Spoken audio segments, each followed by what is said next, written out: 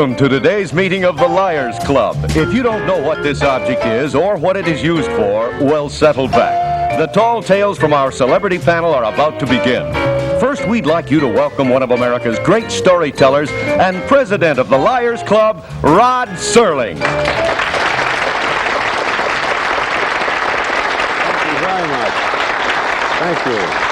Thank you, and welcome to the Liars Club. And I'd like you to meet some of the biggest liars in town, our panel. First, theater movie critic, Mr. Rolfe Peterson.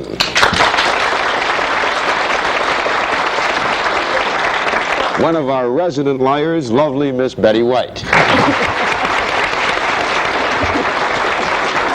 Featured as Jaime the Robot on Get Smart, Mr. Dick Gautier.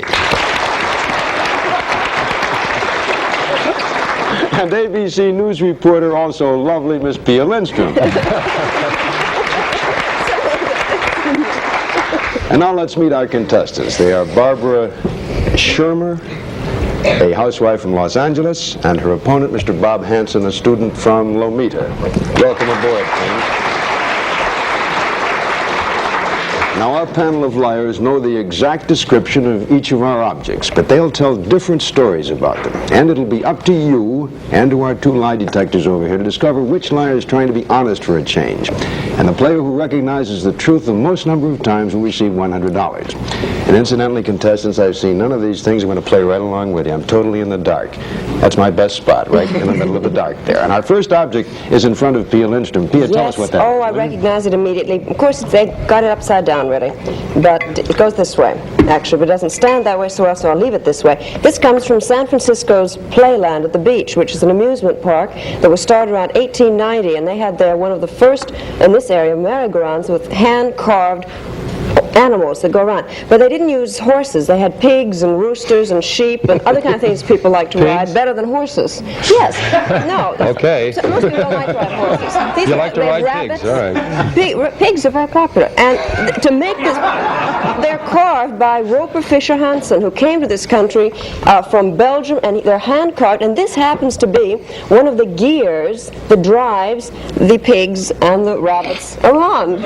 Listen, that'd drive anyone around. On a merry-go-round. Well, that's a charming story. Jake. Unfortunately, no, I've been up to San Francisco. I used to hang around the merry-go-round myself up there. Met a lot of nice kids. No, actually, what this is something else. This has nothing to do with this. This is a ratchet gear here. It twists this like this, and it rolls over, and what it does in the dough, it makes tortillas. They fit in there. It makes the tortilla, then you take and you put in the stuff and you eat all that schlunk and that slime and then you puke and then you're okay. All right, Betty White. Jewish tortilla. Well, I don't do dialects, but it's the tortilla thing. No, I tell you, the only thing that Pia said with that biggest lie of all was that it is right. It does go this way, but it's used in oil rigging. And, you know, on the oil rigs, they have to sample the dirt, first of all, or the strata, various strata underneath. So this goes on the end of another gear and another whole thing that is driven down in the center of the well, and it goes way, way down, and it twists and kind of bores all the way down. And it brings back samples that they can then analyze and find out what the best place to drill is. Oh, It's also very heavy. all right, Ralph Peterson. Ugly stories for a thing that produces a beautiful sound. This is the heart of the low notes on one of the ancient theater Wurlitzers, the mighty Wurlitzers that used to play on Saturday afternoon. How well I remember them. This was geared so that it would revolve inside the biggest of the pipes on the old-fashioned pipe organ, and it caused the vibrato in those low notes. This, I don't know how the aerodynamics work, but the sound was influenced by this revolving device and the holes and so on, and the air under pressure would go through there, get the vibrato on the low notes in the mighty Wurlitzer. What time is it? Oh, my. Mighty Wurlitzer? Okay, Barbara and Bob, I'll recap what our panel of liars have maintained is the truth. Ralph tells us that this is part of a Wurlitzer organ. Betty describes it as being a portion of an oil rig used in drilling. Dick says it's a tortilla maker. And Pia tells us that this is part of the gears that drive pigs and rabbits around in the San Francisco something or other. And Barbara, I'm going to let you begin first by picking out who do you think's the honest person over there, if indeed there is such a breed. I really have no idea. All right, my dear. But, What do you say we just go out and dance? We'll come back later. All right? I think Mr. Peterson. You go with Mr. Peterson, huh? Many people do, you know. Mr. Sincere. We don't mention that to his wife. All right, Bob, what about you? Well, I think Ralph's a very convincing liar. I'll go with You Rolfe. both go with And I have good taste in sport coats too, Bob. You notice that?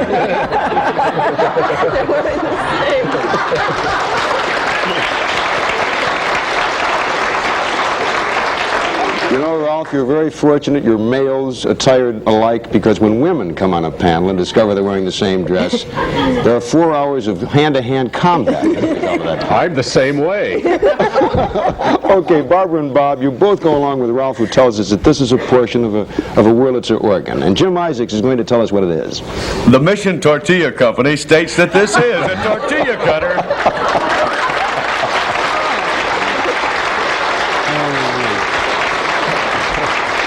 So Barbara and Bob, you're tied up zip-zip, and I know we're going to have trouble with that guy. I can tell it now. We're going to be right back for more of the Liars Club after this message.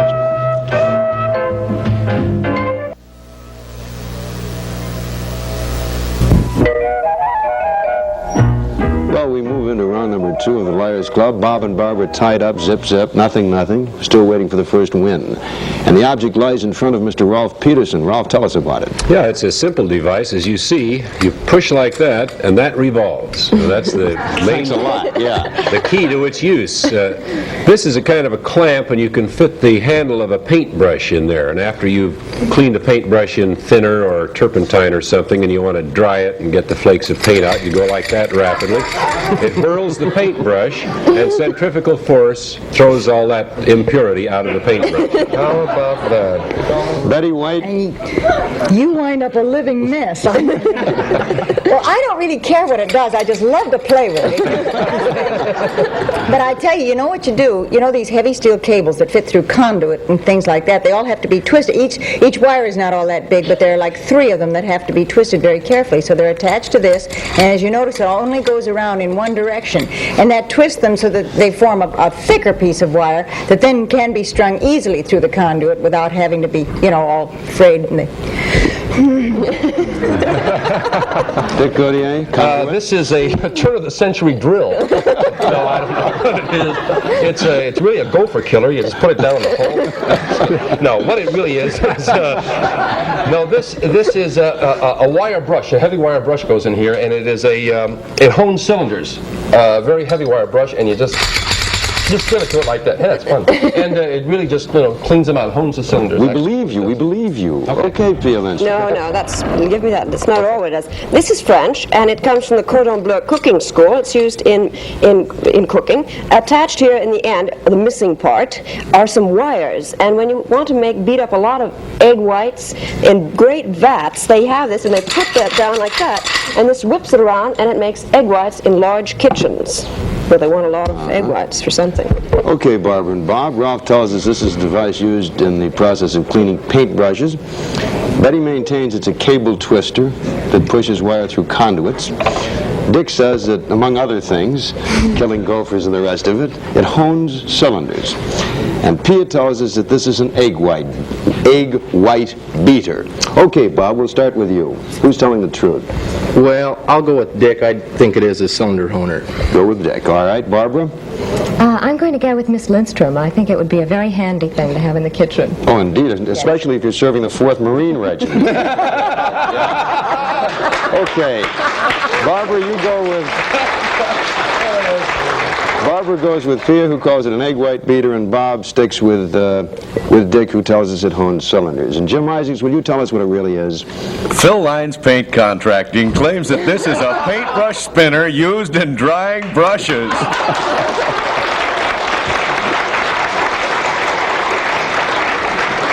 Well, Barbara and Bob, you're the most consistent 2 players we've had on the show yet. Okay, but you still got another chance, because there's an object beginning round number 3. It's in front of Pia, and she's going to tell us what it is. Pia? Yes, here you see, this actually goes this way. It even has the name on the side, Dressorten. It's a German instrument used to Are you ready? I'm you take ready. a cherry, and you put the cherry there, and you do like that, and the pit comes out. Because they drink a lot of brandy with cherries in it. And this is used in the bars to get rid of the pits, so you don't get the pit in your mouth when you drink the cherry. And it just smashes the pit out.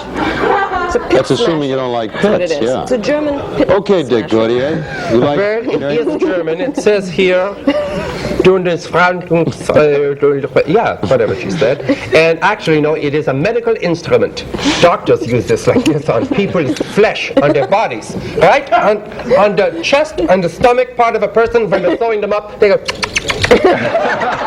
it's a little sewing machine. It is a suture threader. You put the suture and then...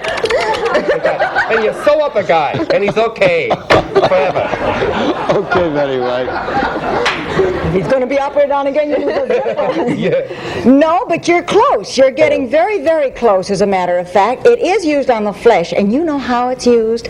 You won't believe this, but in tattoo parlors, you know, they get this heated up, and they put the various dyes on this, and then there's a little needle that fits into this thing. And for some of the fine touching, you can put mother on here or ship across here.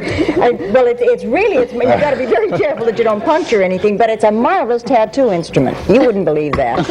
You're hitting all Okay, around Ralph it. Peterson. It is indeed a surgical instrument. This is used in rhinoplasty, which is a type of surgery, the Hollywood appendectomy or nose job, as it is called. This is a tool that the surgeon has to use if he's doing nose plastic surgery to correct a deviated septum.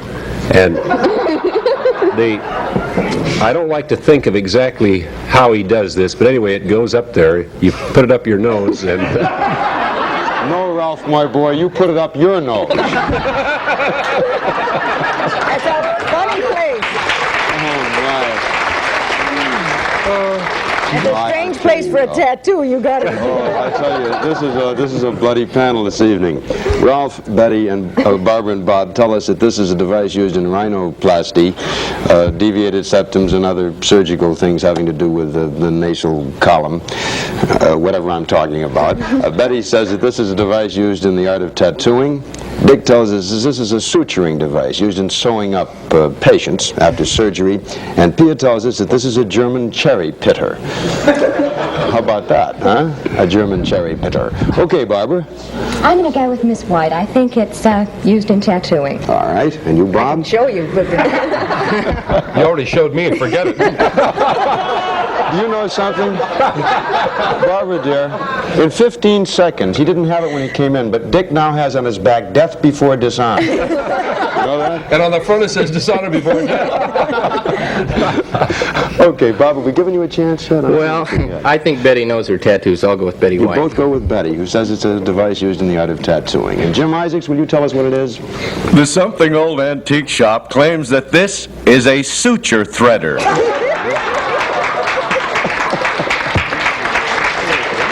Okay. The score is Barbara nothing, Bob nothing, and we still forge ahead here. We'll be back to more of the Liars Club after this brief message.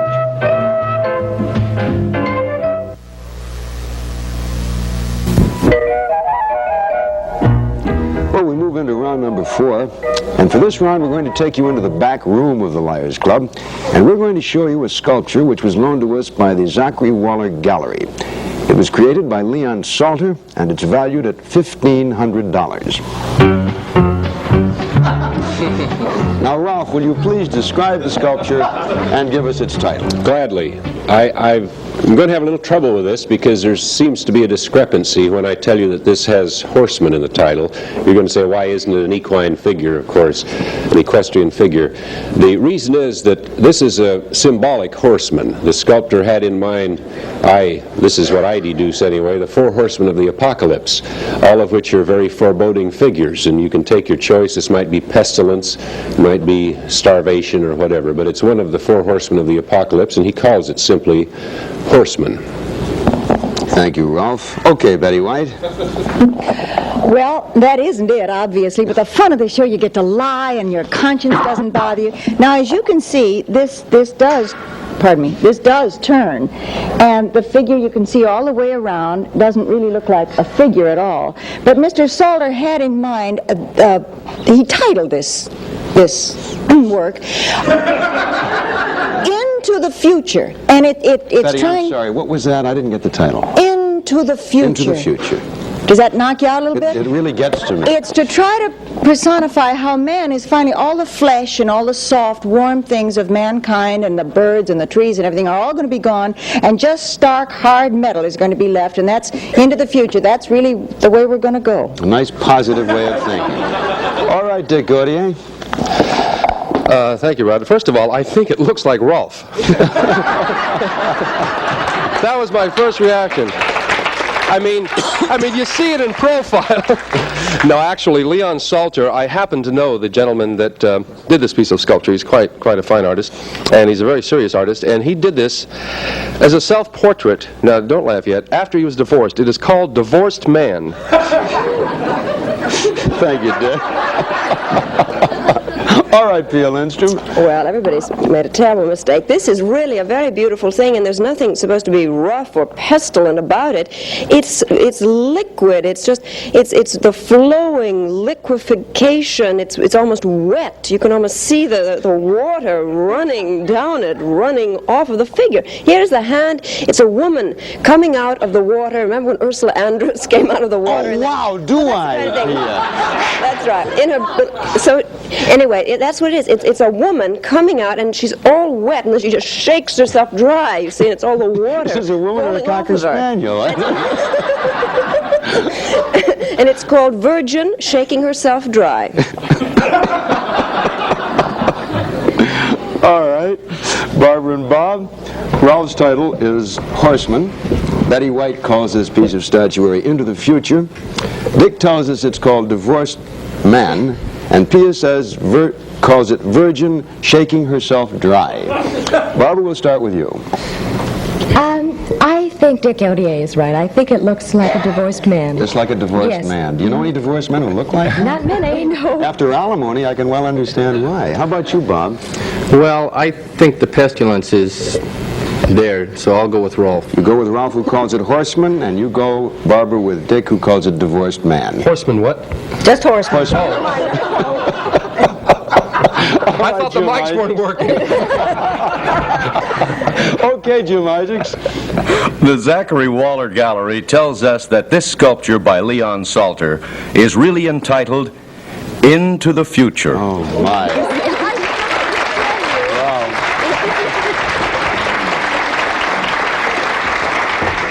Well, we move into round number 5 with breakneck speed.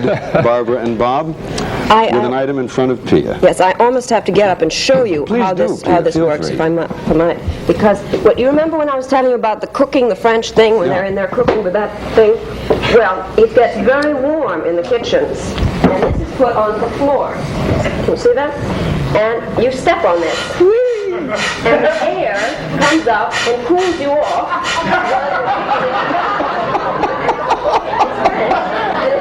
It's a kind of an old-fashioned air conditioner for kitchens when you're beating up egg whites. I see. Okay, Dick. I also have to demonstrate this. This is before spray cans. You know. No, I'm just kidding.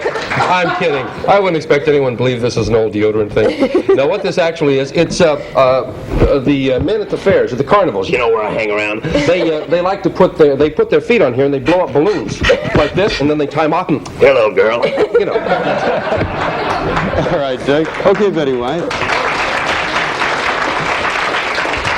I'm not sure what it is, but I want one.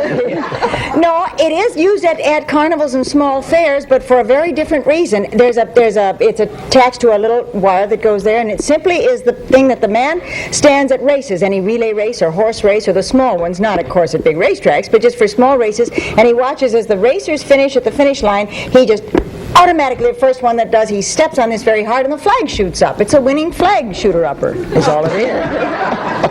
Can't quite visualize that. Well, Let me explain okay, no, listen, you've had your time. This was a great scientific advance for its time because the old-fashioned blacksmiths had to use an arm to work the bellows. to keep the fire hot when they were forging something. Now this was considered an advance because it left both hands free. A rubber hose fitted over this nipple and led into the source for the fire, and the air went up through there as he pressed this with his foot with both hands free to handle a horseshoes or whatever, and could control the heat of the fire that way. It's a blacksmith's foot bellows. Okay, Barbara and Bob, Rolfe calls this a blacksmith's foot bellows. Betty White calls it a flag raiser to announce the advent of victorious horses. Dick calls it a balloon blower, and Pia tells us it's kind of an old-fashioned air conditioner for hot kitchens. Or cooks, as the case Or may hot be. cooks, yeah. And if you can't stand the heat, get out of the kitchen. You want to buy that. Okay, Bob, we're going to start with you. Who's honest over there? Nobody. I agree with you.